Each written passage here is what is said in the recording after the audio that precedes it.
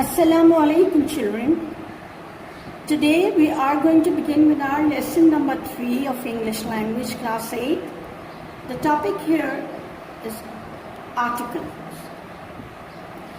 Nothing new for you, but still I think every time we begin an exercise we must recap our concepts. Articles you have been doing right from class 1 till class 7.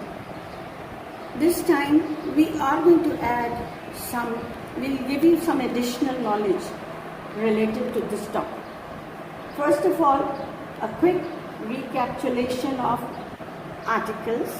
There are 3 types of articles. 2 of them known as indefinite articles, a and the third one is the, which is a definite article.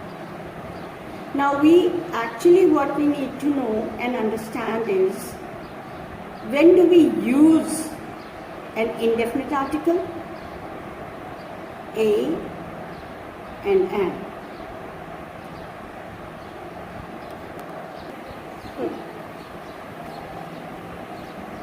Indefinite articles are used to point out any person or thing. They are used to show one and used with singular nouns. A is used before a consonant and an before a vowel. Actually, what we need to concentrate is the beginning sound. We'll discuss in detail.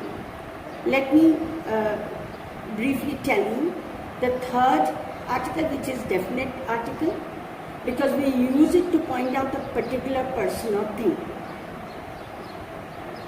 Now let's go down to the rules of using a.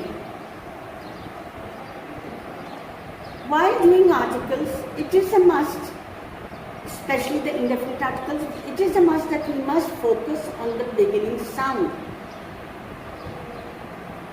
If the beginning sound is that of a consonant sound, we use a. So by the way, before I go on to the second example or the second rule, I would like to remind you that in alphabet there are 26 letters.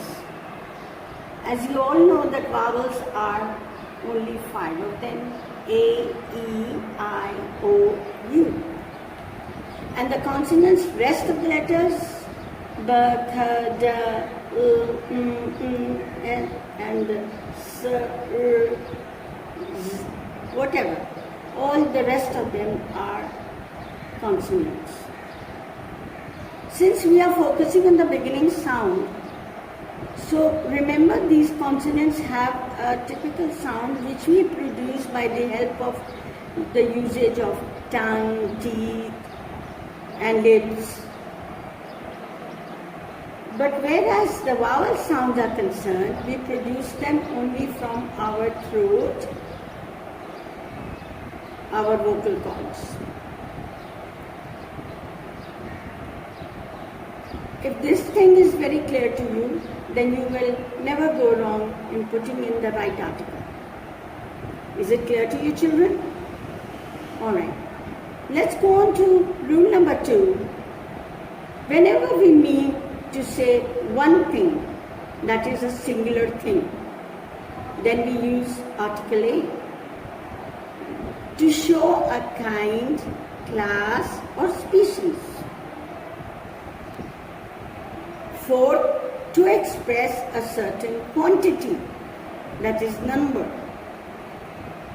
Next, before half, when half follows a whole number.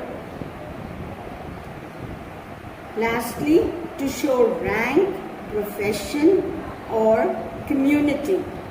Alright children, as I told you earlier, we have talked about the usage of article A, and I told you that there are 6 different ways of using it. Now, for each rule, I will give you one example.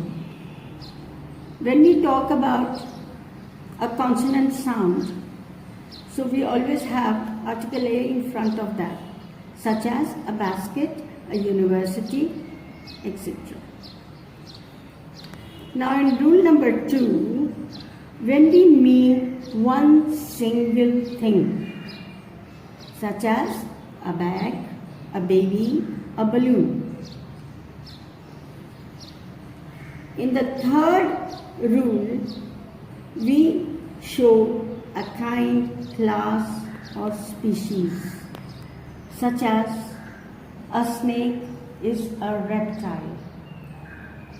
We are showing a species and talking about snakes, so we are using article A. Now, rule number 4 tells us that when we express a certain quantity, such as a dozen bananas, a pair of scissors.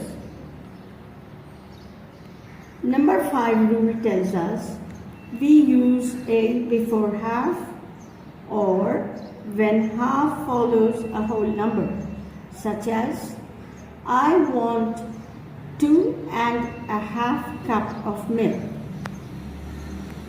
The last rule was to show rank, profession or community, so we use article A, such as a doctor, a Muslim.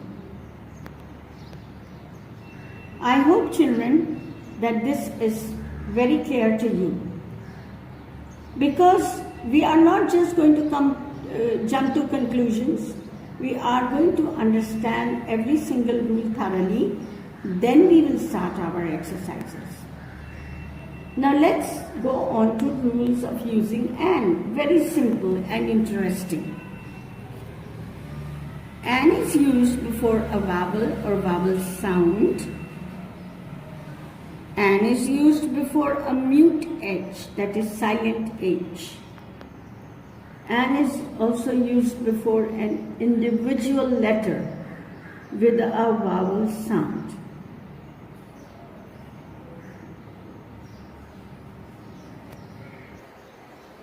Alright, children, before I go on to explain to you the third article, that is the indefinite article, let me add something new for you. So far, you have been using articles where necessary, and you have been filling in the blanks with articles. But today, we add a new exercise for you in which we ought to know when do we omit an article. Because in certain sentences, it is not a must to use an article. In some places, it is not necessary to use an article, so we omit them. In other words, we delete them, we don't use them. Now, what are those situations where we do not use an article? That is an additional knowledge for you this time, and you need to understand that.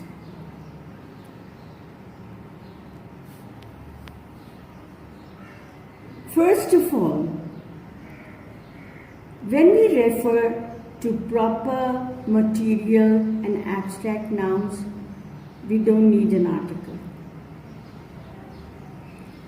Before plural nouns, we don't need to put an article. Before uncountable nouns, we don't need an article. Before languages and academic subjects, before names of parts of body, we don't need to put an article. Before names of games, we don't use articles. Before certain words, when these words are used for institutions. Now we talk about the rules of using the definite article the. It is used before a definite noun, which has been already mentioned. It is also used when a singular noun represents a class. It is used before an adjective when it represents a class or shows quantity. It is used before the superlative form of an adjective. Before a noun to show a unit of measure. Before a geographical proper nouns. Before the cardinal directions and common nouns that are unique. And also before certain common nouns. Children, like when I was talking about the indefinite article, there were 6 rules and I gave you 6 examples. Now I want you to refer in your book, open up the page number 70. Okay, now for each rule, like previously, I'll give you one example. As a matter of fact, I have referred to page 70 because all the examples are given at the end of each rule. Such as in rule number 1, which says it is used before a definite noun which has been already mentioned. A woman stood at the door. Now when we are trying to refer to the same woman, then we'll have to use the article the. The article is the woman had something to sell. Why we are using article the? Because the woman we are talking about is the same woman which has already been mentioned earlier.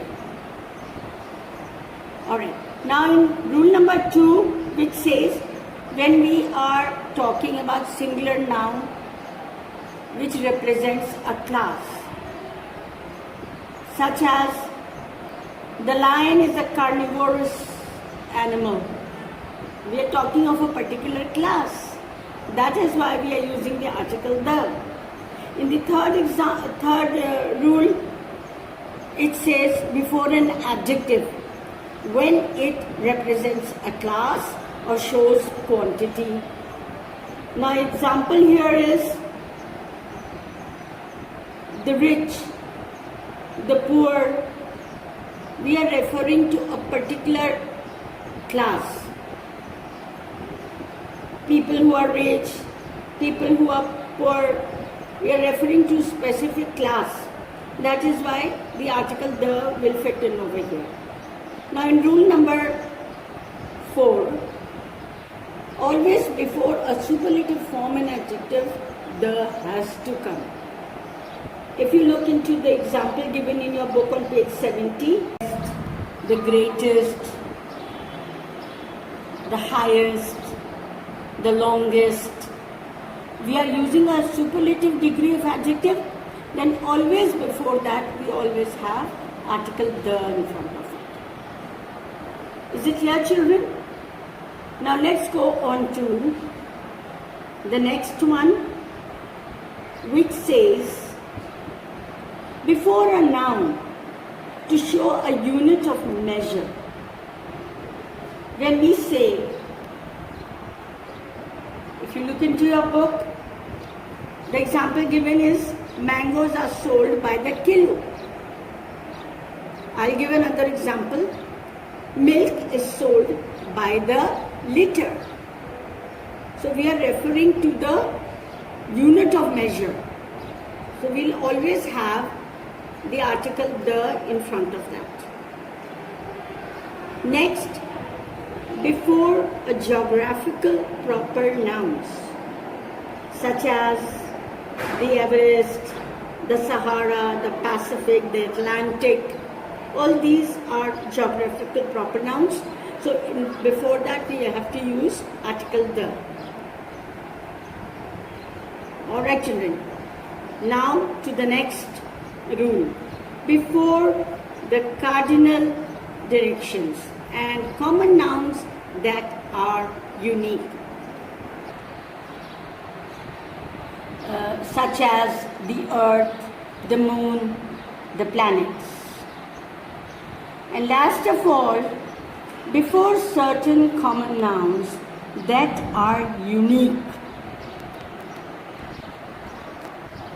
such as the cinema, the temple, the airport, the station, the seaport, etc.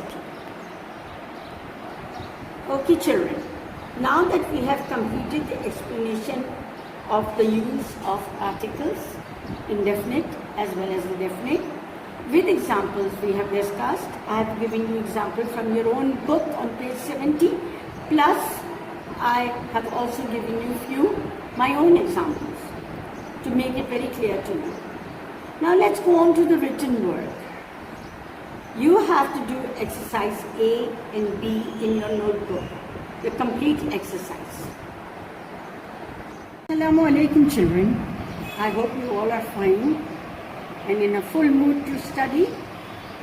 Today we are going to pick up another topic, which is nouns and pronouns. Nothing new for you. We are just going to do a quick recap, and I would like you to write down the definitions from the book itself. Let's begin. Nouns, as we have already studied in the past 6-7 classes, that they are words denoting things and people, like house, trees, child, whatever, teacher, etc. But the names of the things can be easily classified into the following kinds. There are many kinds of nouns. To begin with, we have proper nouns. These words denote the names of particular place or person, and they are called proper nouns. Example, Mary and Peter went from Dubai to London. All these in dark, italicized words, they are all proper nouns because they are names of a specific person and place. Second type, the common nouns, which denote any person, anything that you see in front of you, will be called a common noun. There could be many lady, gentleman, child, bag, whatever things I have just mentioned, they're all common nouns. That's why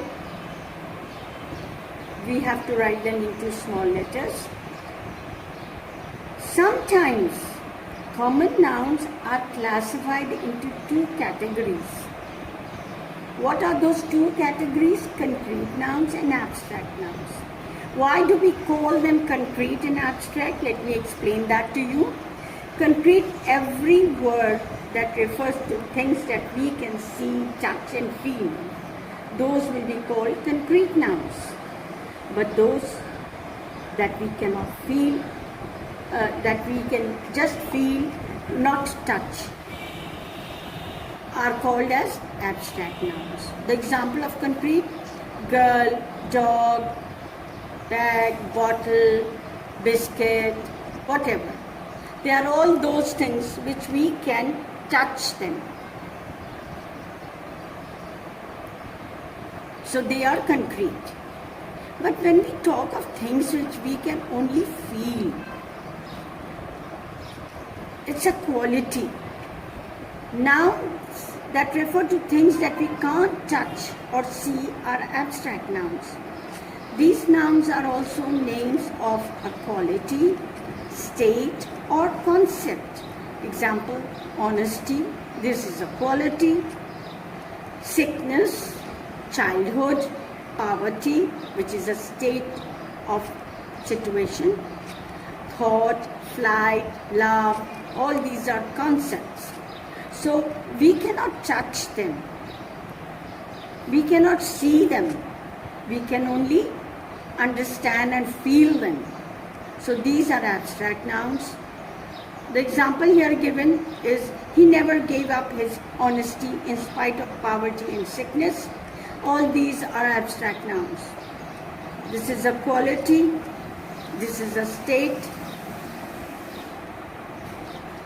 The third type, collective nouns. A collective, when we try to group them,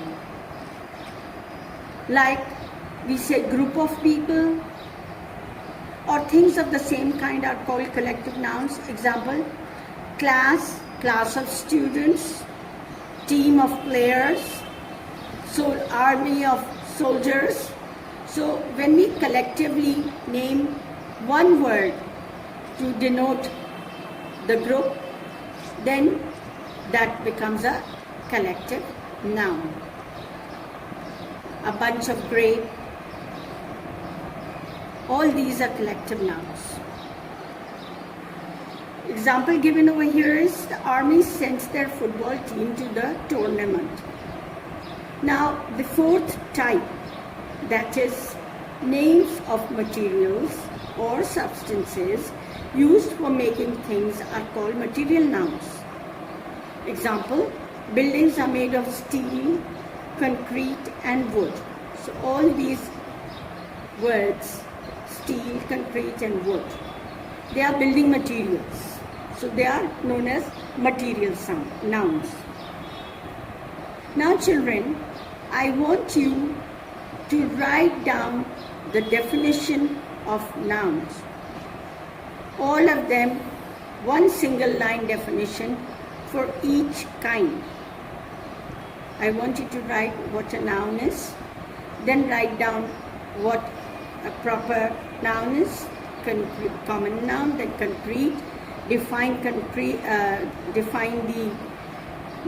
categories of common noun, concrete and abstract, collective, and last of all, material. With this, I want you to go on to page 15 of your book. On page 15, there is an exercise A. I want you to complete the whole exercise. Pick out the nouns and say what kinds they are.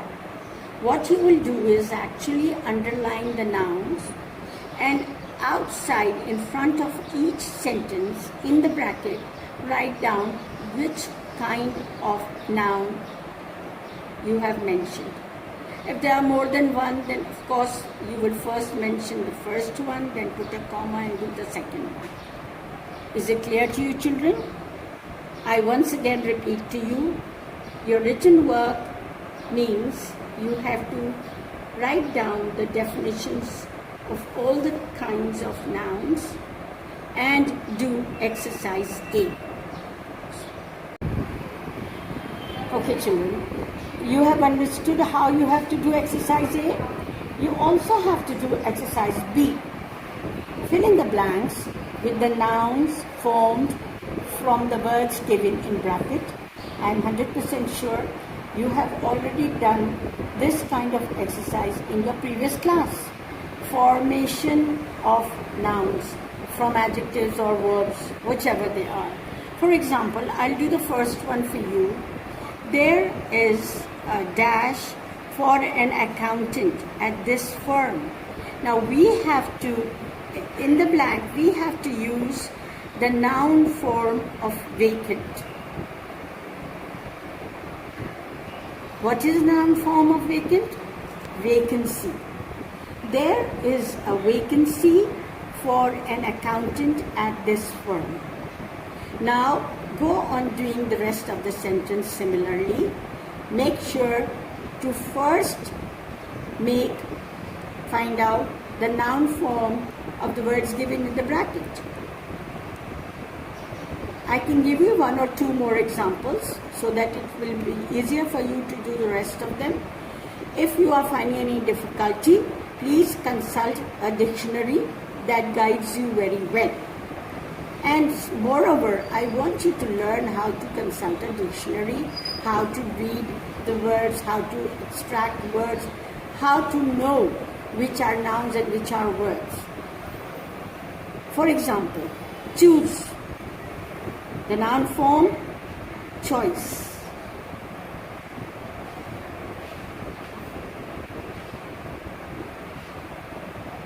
Advice. The noun form, advice, with C in it. Now children, I have given you tips. You have to complete exercise B as well. And turn your page to page 16. And this is also included in your written work. Rewrite the italicized phrases using the possessive form. The father of my friend got injured in an accident. What I will do, I will use possessive form for the entire phrase, father of my friend. My friend's father got injured in an accident. Is it clear? Let me do another example for you. The daughter of my sister-in-law is getting married today. My sister-in-laws with apostrophe S. This is the possession that we have to show. My sister-in-law's daughter is getting married today. Now children, I've given you 2 examples. The rest of the whole exercise you have to complete it. After this, I will further explain the next subtopic of this chapter, that is pronoun. Children, as I told you, we have done the first part of this chapter, noun and pronoun. Now we will begin with pronoun. Open up page 16. A pronoun is a word that is used instead of a noun or a noun phrase. The example given over here is, Talal is a student of this school. Now we want to say more about Talal. We are not going to repeat the name again and again. Instead, we are going to use a word which is known as pronoun. He studies in class 8. His younger sister also studies in the school. Her name is Bisma. She is in class 3. They both are good children. I like them both. All these words in the darker shade, they are all pronouns. We don't have to repeat the names again and again to refer to the person.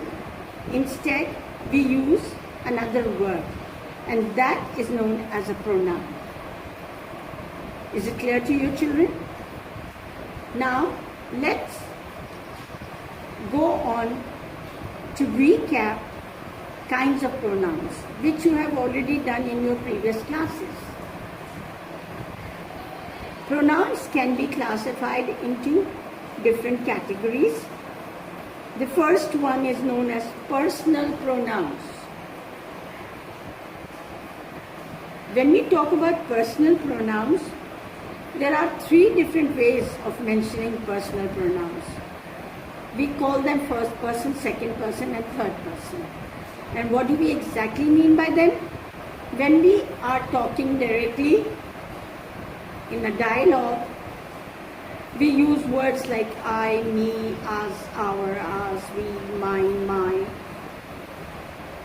These are known as first person pronouns.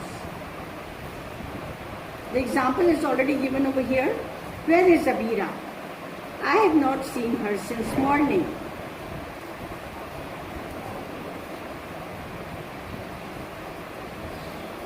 Number 2, when we talk about when we are addressing to another person in front of us, whether it is singular or plural, that is known as the second person pronoun.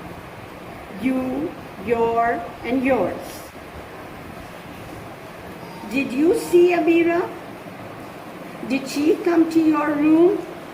So we are using the pronouns in the second form, in the second person. when we talk about third person, in this case, we are referring to someone who is not there. We are talking of another person in his or her absence, such as he, she, they, them, their, theirs, him, his, her, hers, themselves, himself, herself. Sajid and Aslam are friends. They are always together. When we are referring to someone who is not there present in front of us, we are using the third person pronouns. Is it clear to you, children, now? Okay. After discussing personal pronouns, please turn to page 17. The second category of pronoun is demonstrative pronouns. What do we mean by demonstrative pronouns? Demonstrative pronouns are used for pointing out something, to demonstrate. Example, this is my house. That is the park where children play. I can give my own example here to you. That bag belongs to me. This is what I have been looking for. The third category, interrogative pronouns. I hope you have understood demonstrative pronouns. Now, when we talk about interrogative pronouns, the very first thought that comes to our mind, it's a question. When we talk about questions, we have WH words in our mind. Interrogative pronouns are used for asking questions. Example, what, which, how, who, whose, whom. These are all those words. When we are asking questions, we use them. And they are known as interrogative pronouns. Example, which do you like the most? Which is the best story that you have read so far? What do you want to eat? Or what is it that you want? These are all interrogative pronouns. As I told you, we are using WH, mostly WH words. The fourth category is distributive pronouns. Why we call them distributive? Distributive pronouns denote persons or things taken as single or in groups. Example, each other, one another, some, someone, anyone, everyone, no one, anything, everything, either, neither. Each of you must carry a pen. We are addressing the group. We want all the children to carry a pen. Everything is topsy-turvy here. Topsy-turvy means all scattered, dislocated, spread out, scattered all over. Everything is topsy-turvy here, not organized. The fifth category, reflexive pronouns. Very interesting. Reflexive pronouns refer back to the subject. Example, when we are referring to the person again. So we use certain particular words like myself, yourself, themselves, herself, ourselves, himself. All these are reflexive. And look at the example. Owais hurt himself when he fell off the bicycle. He likes to do all his work himself. I will take you to his house myself.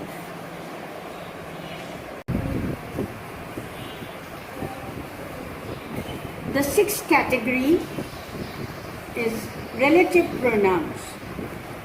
Relative pronouns refer to the noun or pronoun mentioned before. They also join two sentences together. Example, who, whom, which, whose, what. Again, we have WH words, but the example is a little different from the previous interrogative pronouns. I don't know who is knocking at the door.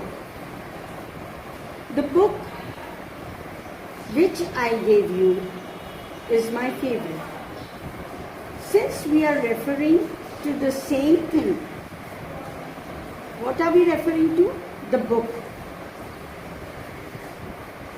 We want you to focus on the book itself, so we say the book which I gave you is my favorite. I hope it is clear to all of you. This is relative pronoun when it is related to the person or pronoun mentioned already in the sentence. Seventh category, pronouns of number and quantity. These are very interesting, very commonly used by us. Pronouns referring to numbers and quantity are called pronouns of number and quantity.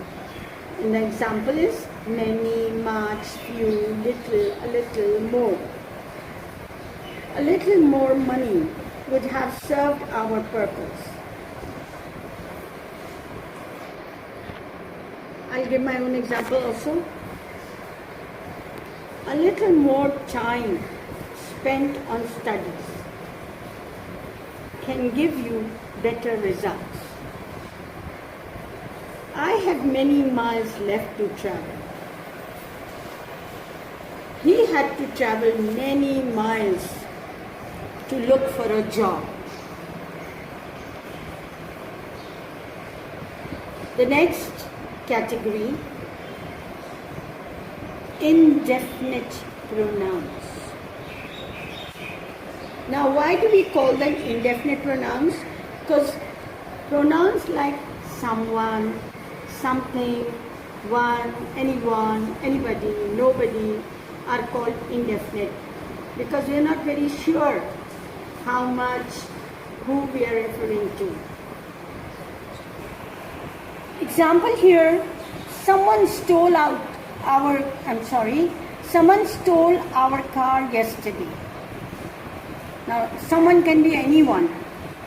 We are not sure of it. We are not definite about it. So we call them indefinite pronouns. Anybody could have stolen it. Now we are not sure again. Indefinite. The last one, not the last one, but the second last category is possessive pronouns. Possessive pronouns indicate possession. They are mine, ours, yours, his, hers, theirs. This book is mine. Where is yours? The biggest shop in this city is ours. Ours. Note, the forms my, our, his, her, your, its, and their are called possessive adjectives, as they are used with nouns and do the work of adjectives. The word his is used both as a possessive adjective and possessive pronoun. This is an exceptional situation which I had to make it clear to you. The example of this possessive pronoun is, this is my book. Where is your book? Our shop is the biggest shop in this town. These are two different situations for the usage of possessive pronouns. One as a pronoun, the other as an adjective. The last one, emphatic pronoun. Here we must try to understand the meaning of emphatic. The root word is emphasize, to stress, to lay pressure on, to lay stress on, to focus on. Emphatic pronouns are used for putting emphasis on the subject. Their form is the same as reflexive pronouns. Example, myself, herself, himself, etc. The example but here is, there's very slight difference. There is a very thin line between this and the pronoun that we had done earlier. If you turn back to page 17,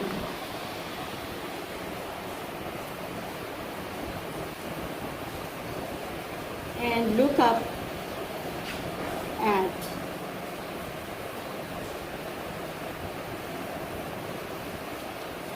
reflexive pronouns, we are using the same words, myself, yourself, themself, herself.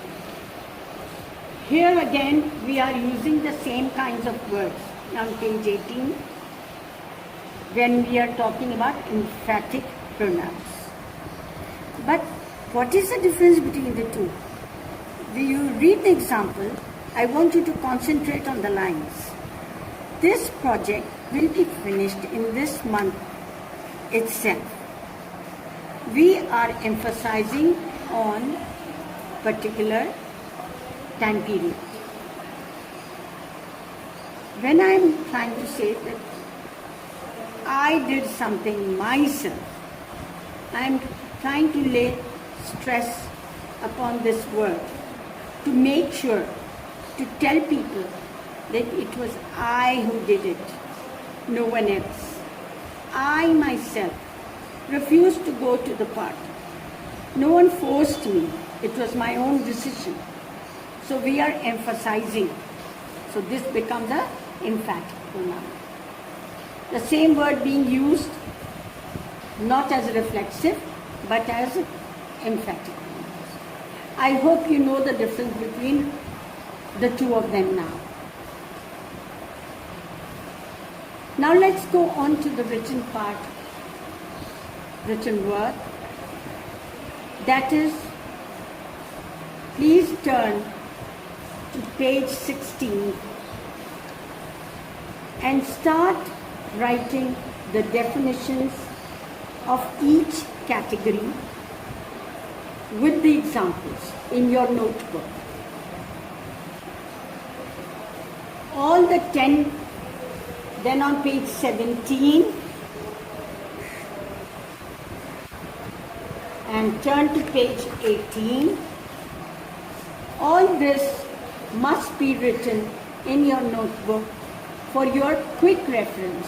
Whenever you are confused or you want to review your word, you can just turn the pages and go through them specifically. Is it clear to you, children? Now that we have understood the categories of pronouns and how we have used the words and which words have we used, we will go on to the written work of exercises.